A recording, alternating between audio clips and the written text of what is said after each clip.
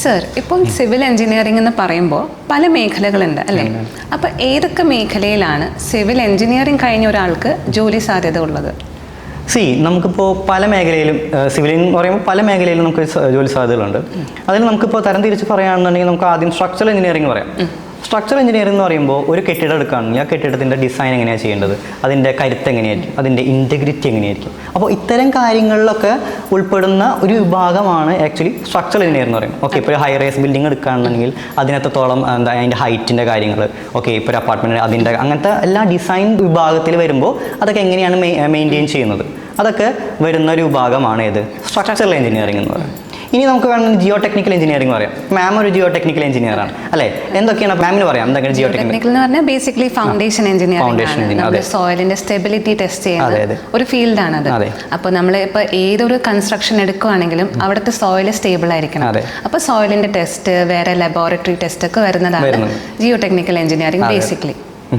ഇനി next one I think transportation engineering. Okay, ട്രാൻസ്പോർട്ടേഷന് എന്താ പറയുക, വളരെയധികം ജോലി സാധ്യതകളാണ്. കാരണം ഇന്ത്യ എന്ന് പറയുന്ന ഒരു രാജ്യം ലോകത്തിൽ തന്നെ 7ാമത്തെ വലിയ രാജ്യങ്ങളിലൊന്നാണ്. അപ്പോൾ ട്രാൻസ്പോർട്ടേഷൻ ഫെസിലിറ്റീസ് കുറച്ചധികം വേണ്ട ഒരു രാജ്യമാണ്. കാരണം നല്ല ദൂരമുണ്ട് അങ്ങോട്ടും ഇങ്ങോട്ടൊക്കെ യാത്ര ചെയ്യണമെങ്കിൽ. അപ്പോൾ നമുക്ക് വേണ്ട ട്രാൻസ്പോർട്ടേഷൻ ഫെസിലിറ്റി ഇപ്പോൾ റോഡ്സ് ആവാം, ഓക്കെ, റെയിൽവേസ്, അതുപോലെ എയർപോർട്ട്സ്, അതെ, എയർവേസ്, വാട്ടർവേസ്, ഈ എല്ലാ കൈൻഡ് ഓഫ് ട്രാൻസ്പോർട്ടേഷൻ ഫെസിലിറ്റീസും നമുക്ക് ആവശ്യമുണ്ട്. അതിനൊക്കെ ജോലി സാധ്യതകളുണ്ട്.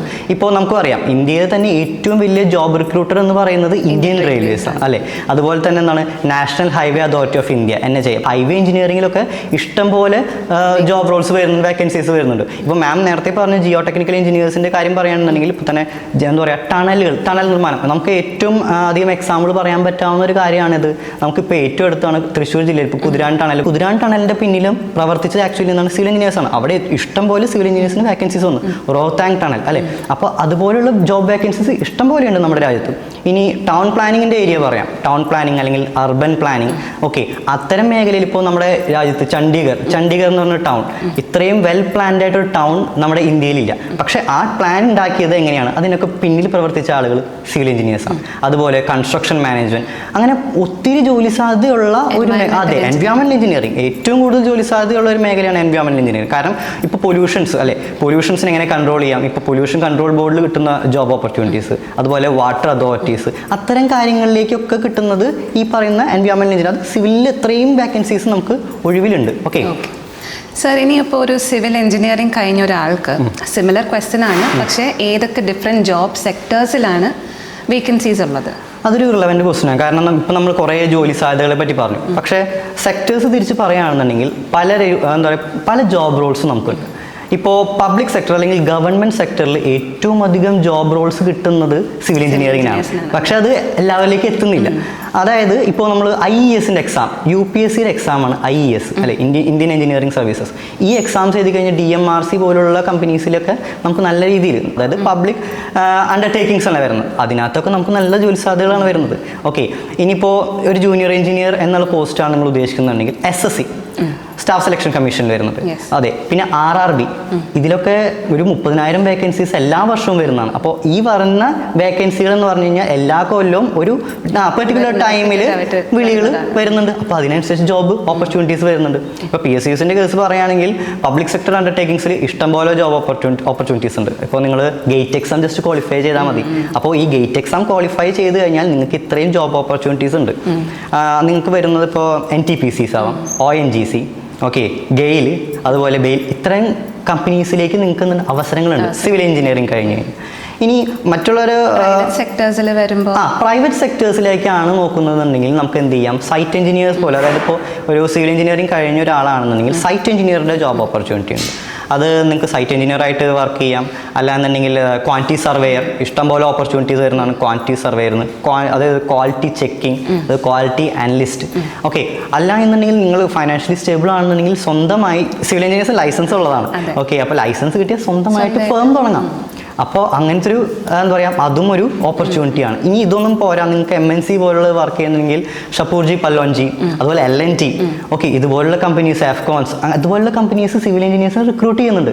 അപ്പോൾ അത് നല്ലൊരു ഓപ്പർച്യൂണിറ്റിയാണ്. ആക്ച്വലി നിങ്ങൾക്കത് ഗ്രാബ് ചെയ്യാവുന്നതാണ്. ഇഷ്ടംപോലെ ഓപ്പർച്യൂണിറ്റി സിവിലിന് അവൈലബിൾ ആണ്. ഓക്കെ നമ്മളൊക്കെ പഠിച്ചിരുന്ന സമയത്ത് നമ്മൾ സ്ഥിരം കേട്ട് വരുന്ന ഒരു പല്ലവിയാണ്, നമുക്കിപ്പോൾ എഞ്ചിനീയേഴ്സിനെ തട്ടി നടക്കാൻ വയ്യ, അല്ലെങ്കിൽ സിവിൽ എഞ്ചിനീയറിംഗ് കഴിഞ്ഞവരൊക്കെ വീട്ടിൽ വെറുതെ ഇരിക്കാൻ. നമ്മളിപ്പോൾ ഇപ്പോഴും കേൾക്കുന്നുണ്ട് ഇന്ത്യയിൽ ഇത്ര മാത്രം എഞ്ചിനീയേഴ്സ് അൺഎംപ്ലോയിഡ് ആയിട്ട് നിൽക്കുന്നുണ്ട്. അപ്പോൾ അതിൻ്റെയൊക്കെ ഒരു റീസൺ എന്തായിരിക്കും? ഇതിപ്പോൾ ഞാനായാലും മാം ആയാലും ഇപ്പോൾ കേട്ടിട്ടുള്ള കുറേ കാര്യങ്ങൾ, അതായത് പഠിക്കാൻ ഇറങ്ങുമ്പോൾ തന്നെ ചോദിക്കും ബിടെക് ആണോ, അതെ സിവിലാണോ, ഇതിനൊന്നും ജോലി സാധ്യതയില്ലോ, വല്ല നഴ്സിങ്ങോ പാരാമെഡിക്കലോ അങ്ങനെ എന്തെങ്കിലും കോഴ്സൊക്കെ ചെയ്താൽ പോരെ. അത് എന്തുകൊണ്ടാണ് ഇത് സംഭവിക്കുന്നത് വെച്ചാൽ ലാക്ക് ഓഫ് അവയർനെസ് ആണ്. ഇപ്പോൾ നമ്മളിപ്പോൾ ഡിസ്കസ് ചെയ്ത ഇത്രത്തോളം ഓപ്പർച്യൂണിറ്റീസ്, അതായത് നമ്മൾ കുറച്ച് നേരം സംസാരിച്ചത് എന്താണ്, മുൻപ് പറഞ്ഞത് മുഴുവനും ഗവൺമെന്റ് സെക്ടറിലെ കാര്യമാണ്, പിന്നെ പ്രൈവറ്റ് സെക്ടറിലേക്ക് പോയി, പിന്നെ സ്വന്തമായ എംപ്ലോയ്മെന്റ് കണ്ടെത്താവുന്ന രീതികളും കാര്യം ലൈസൻസ് ഉള്ള ഒരു വിഭാഗമാണ് സിവിൽ എഞ്ചിനീയേഴ്സ്. പക്ഷെ ഇത്തരം കാര്യങ്ങളൊന്നും കുട്ടികളിലേക്ക് അങ്ങോട്ട് എത്തുന്നില്ല, അവെയർ അല്ല. കാരണം നമ്മൾ ഡിസ്കസ് ചെയ്തു, ഇതുപോലെ തന്നെ കുട്ടികളിലേക്ക് അത് കാര്യങ്ങൾ എത്തുകയാണെന്നുണ്ടെങ്കിൽ സിവിൽ എഞ്ചിനീയേഴ്സ് ഇപ്പോൾ എന്താ പറയുക, PSC കേരള PSCയിൽ ഇഷ്ടംപോലെ ഓപ്പർച്യൂണിറ്റീസ് ഉണ്ട്, ഓവർസിയർ ഗ്രേഡ് അല്ലേ, അല്ലെങ്കിൽ AE ഗ്രേഡ്, ഇത്തരം കാര്യങ്ങളെല്ലാം മാത്രമാണ് അറിയുന്നത്. പക്ഷേ ഒരു PSUവിലേക്ക് അത് പബ്ലിക് സെക്ടർ അണ്ടർടേക്കിങ്സിലേക്കുള്ള കാര്യങ്ങളോ അല്ലെങ്കിൽ ISRO DRDO ഇത്തരം സെന്ററിലേക്ക് നിങ്ങൾക്കുള്ള അവസരങ്ങളെ പറ്റിയൊന്നും അവരറിയുന്നില്ല. അത് അവെയർ ആവുകയാണെന്നുണ്ടെങ്കിൽ അതിനനുസരിച്ച് പ്രിപ്പറേഷൻസ് ചെയ്യുകയാണെന്നുണ്ടെങ്കിൽ അവർക്ക് അതിനുള്ള ജോലി സാധ്യതകൾ കിട്ടും. അപ്പോൾ അതൊന്ന് അറിയിക്കുക കുട്ടികളെ, അതിനനുസരിച്ച് അവരെ പ്രിപ്പയർ ചെയ്ത് കഴിഞ്ഞാൽ ഇൻസ്റ്റിറ്റ്യൂഷൻസ് ആയാലും ഇപ്പോൾ ഈവൻ പാരൻസ് ആയാലും അങ്ങനെ ചെയ്യുകയാണെന്നുണ്ടെങ്കിൽ ഇഷ്ടംപോലെ ഓപ്പർച്യൂണിറ്റീസ് നമ്മുടെ ഇന്ത്യയിൽ തന്നെ അവൈലബിൾ ആണ്. അബ്രോഡ് പോകണമെന്നും കൂടി ഇല്ല. ഓക്കെ, അപ്പോൾ ഇനി ഈവൻ അബ്രോഡ് പോവുകയാണെന്നുണ്ടെങ്കിൽ ഇപ്പോൾ ഈ പറഞ്ഞ പോലെ തന്നെ അവർക്കും അവിടെയും ഇഷ്ടംപോലെ ഓപ്പർച്യൂണിറ്റീസ് ഉണ്ട്.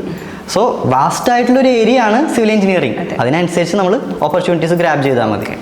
ഓക്കെ സർ, ഇപ്പോൾ നമ്മളിപ്പോൾ ഒരു സിവിൽ എഞ്ചിനീയറിംഗ് കഴിഞ്ഞ ഒരു സ്റ്റുഡൻറ്റിന് ആസ് എ ഫാക്കൽറ്റി, മെറ്റ്സിലെ ഫാക്കൽറ്റി എന്നുള്ള രീതിയിൽ സാറിന് എന്തൊക്കെ സ്കിൽസ്, കാരണം ഇപ്പോൾ വരുന്ന കമ്പനീസ് ഒക്കെ ഒരു ലിസ്റ്റ് ഓഫ് സ്കിൽസ് ഉണ്ടാവും, അവർക്ക് ഇന്ന കാര്യങ്ങൾ അവർ ആവശ്യപ്പെടുന്നുണ്ട്. അപ്പം സാറിന് എന്തൊക്കെ സ്കിൽസ് നമുക്ക് സ്റ്റുഡൻസിന് കൊടുക്കാൻ പറ്റും എന്ന് പ്രോമിസ് ചെയ്യാൻ പറ്റും? ഇപ്പോൾ ഒരു കമ്പനി വന്നു കഴിഞ്ഞാൽ അവരുടെ സ്കിൽസ് എങ്ങനെയാണ്, ഇപ്പോൾ കമ്പനീസ് എന്നല്ല, പൊതുവേ ഇപ്പോൾ ഞാൻ എൻ്റെ സീനിയേഴ്സ് പറഞ്ഞ് കേട്ടിട്ടുള്ളതാണ്, അല്ലെങ്കിൽ എൻ്റെ ജൂനിയേഴ്സ് ആയാലും ഇറങ്ങിപ്പോയപ്പോൾ ഞാൻ അവർ പറയുന്നൊരു കാര്യം കേട്ടിട്ടുള്ളതാണ്. അതായത് ഇപ്പോൾ മാമിനായാലും ആ ഇഷ്യൂസ് ചിലപ്പോൾ വന്നിട്ടുണ്ടാവാം. അതെ, സോഫ്റ്റ്വെയറിൻ്റെ സ്കിൽ എപ്പോഴും ചോദിക്കുന്നതാണ്. നമ്മളൊന്നും പഠിക്കുന്ന സമയത്ത് ആ സോഫ്റ്റ്വെയർസ് ഓട്ടോകാഡ് ഉണ്ടായിരുന്നു, പക്ഷേ ഇപ്പോൾ വെറൈറ്റി ഓഫ് ഡിഫറെൻറ്റ് സോഫ്റ്റ്വെയർസ് ഉണ്ട്. അതൊന്നും നമ്മൾ പഠിച്ചിട്ടില്ല. പഠിച്ചിറങ്ങി കഴിഞ്ഞിട്ട് വേറെ ഇൻസ്റ്റിറ്റ്യൂഷനിൽ പോയിട്ടാണ് ആ സോഫ്റ്റ്വെയർ സ്കിൽ ഡെവലപ്പ് ചെയ്യുന്നത്. അതായത് ഇപ്പോൾ നമ്മുടെ കരിക്കുലത്തിൽ ഓട്ടോകാഡ്, ഇടാപ്സ്, സ്റ്റാഡ് പോലുള്ള കരിക്കുലത്തിലുണ്ട്. പക്ഷേ അത് ആക്ച്വൽ സിനാരിയോയിൽ നല്ല രീതിക്ക് നമ്മൾ യൂസ് ചെയ്യുകയാണ്, നല്ല പ്രാക്ടീസ് ഉണ്ടെന്നുണ്ടെങ്കിൽ നമുക്ക് വേറെ പുറത്ത് പോയി പഠിക്കേണ്ട ആവശ്യമില്ല. ഇപ്പോൾ മാത്സിൽ നമ്മൾ ചെയ്യുന്നതെന്ന് വെച്ച് കഴിഞ്ഞാൽ നമ്മളിപ്പോൾ ഈവൻ നമ്മുടെ പുതിയ കരിക്കുലം അനുസരിച്ച് 2024 കരിക്കുലം അനുസരിച്ച് പുതിയ സിലബസിൽ ഫസ്റ്റ് ഇയറിൽ തന്നെ എന്തുണ്ട്, നമുക്ക് CAD ഓട്ടോകാഡ് വരുന്നുണ്ട്. നമ്മുടെ ഇവിടുത്തെ കുട്ടികൾ ഫസ്റ്റ് ഇയറിൽ കുട്ടികൾ തന്നെ ഓട്ടോകാഡിൽ എക്സ്പേർട്സ് ആണ്. അത് എനിക്ക് അഭിമാനത്തോടെ പറയാൻ പറ്റും. കാരണം അവർക്ക് അതിനുള്ള കേപ്പബിലിറ്റീസ് ഉണ്ട്. നമ്മൾ അതിനനുസരിച്ച് ട്രെയിനിങ് കൊടുക്കുന്നതനുസരിച്ച് അപ്പോൾ അവർക്ക് അതിനുള്ള ഇപ്പോൾ ഒരു പ്ലാൻ കൊടുത്തു കഴിഞ്ഞാൽ അല്ലെങ്കിൽ പ്ലാൻ കിട്ടിക്കഴിഞ്ഞാൽ അത് വരയ്ക്കാനുള്ള കഴിവ് അവർക്കുണ്ട്. മുൻപ് ഞാനിത് നമ്മളത് അനുഭവിച്ചിട്ടുള്ളതുകൊണ്ടാണ് നമുക്ക് ആ ഒരു ഇഷ്യൂ മനസ്സിലാവുന്നത്. കാരണം ഇപ്പോൾ ഒരു എഞ്ചിനീയറിംഗ് ഫീൽഡ് അല്ലെങ്കിൽ ഫേമിലേക്ക് ചെല്ലുകയാണെന്നുണ്ടെങ്കിൽ അവർ ആദ്യം എടുത്തു തരുന്നത് ഒരു പ്ലാൻ ആയിരിക്കും. അതെ, ഒരു ഡ്രോയിങ് ഷീറ്റ് ആയിരിക്കും. അപ്പോൾ ഈ നമുക്ക് എഞ്ചിനീയറിംഗ് ഫീൽഡിൽ ഒരു ഡ്രോയിങ് ഷീറ്റ് കിട്ടിക്കഴിഞ്ഞാൽ ഈ ഡ്രോയിങ് ഷീറ്റ് ഇവനെങ്ങനെ ഫോൾഡ് ചെയ്യേണ്ടത് അല്ലേ, ജസ്റ്റ് ഒന്ന് ഫോൾഡ് ചെയ്യാനെങ്കിലും അറിയണം. അതുപോലും അറിയാതെ വരുന്ന എഞ്ചിനീയേഴ്സ് ഉണ്ട്. അത് നമുക്ക് ഭയങ്കര ഡ്രോബാക്ക് ആണ്. അപ്പോൾ നമ്മൾ ആ ഇഷ്യൂസ് അനുഭവിച്ചത് കൊണ്ട് അത് ഇനി വരുന്ന തലമുറയ്ക്ക് ഉണ്ടാവരുത് എന്നുള്ളൊരു ആഗ്രഹം നമുക്ക് എപ്പോഴും ഉണ്ടാവും. ഓക്കെ, പിന്നെ ചില കമ്പനീസ് പറയുന്നത്, ഇപ്പോൾ മാം ചോദിച്ച മാതിരി കമ്പനീസ് ചോദിക്കുമ്പോൾ ഒരു ഇൻ്റർവ്യൂ വരുമ്പോൾ അവർ തീർച്ചയായിട്ടും ചില ക്വാളിറ്റീസ് അല്ലെങ്കിൽ സ്കിൽ സെറ്റ്സ് നോക്കും. സോഫ്റ്റ് സ്കിൽസ് എന്ന് പറയുമ്പോൾ അവർ മെയിൻലി നോക്കുന്ന ലീഡർഷിപ്പാണ്. കാരണം ഇപ്പോൾ ഒരു സൈറ്റ് സൂപ്പർവൈസർ ആയിട്ടോ അല്ലെങ്കിൽ മാനേജറായിട്ട് പ്രൊജക്ട് മാനേജറൊക്കെ ആയിട്ട് വരികയാണെങ്കിൽ ഈ ലീഡർഷിപ്പ് ക്വാളിറ്റി എത്രത്തോളം ഉണ്ട് എന്ന് അവർ നോക്കും. ഇൻ കേസ് നമുക്ക് ആ ക്വാളിറ്റി ഡെവലപ്പ് ചെയ്യാൻ, അതായത് നമ്മുടെ കരിക്കുലത്തിനൊപ്പം തന്നെ നമ്മൾ ഡെവലപ്പ് ചെയ്യുകയാണെന്നുണ്ടെങ്കിൽ അത് അവർക്ക് കുട്ടികൾക്ക് ഗുണം ചെയ്യും. അപ്പോൾ ലീഡർഷിപ്പ് മാത്രമല്ല, ഇപ്പോൾ ഏത് ടൈം മാനേജ്മെൻറ്റ് ആയിക്കോട്ടെ അല്ലെങ്കിൽ പ്രൊജക്ട് കോർഡിനേഷൻ ആയിക്കോട്ടെ, ഇത്തരം കാര്യങ്ങളെല്ലാം ഒരു MNCയിലേക്കോ അല്ലെങ്കിൽ ഒരു ഫേമിലേക്കോ ചെല്ലുന്ന കുട്ടിയിലേക്ക് എന്തായാലും ഉണ്ടാവണം. അപ്പോൾ മെറ്റ്സിൽ നമുക്ക് പ്രോമിസ് ചെയ്യാൻ പറ്റാവുന്നതെന്ന് വെച്ച് കഴിഞ്ഞാൽ അവരെ എങ്ങനെ ഇൻഡസ്ട്രിയൽ ഓറിയൻറ്റഡ് റെഡി ആക്കാം. നമ്മൾ അതാണ് ഇപ്പോൾ ചെയ്തുകൊണ്ടിരിക്കുന്നത്. ഇനിയും അങ്ങനെ തന്നെയായിരിക്കും നമ്മൾ ചെയ്യാൻ ഉദ്ദേശിക്കുന്നത്. Okay, thank you sir.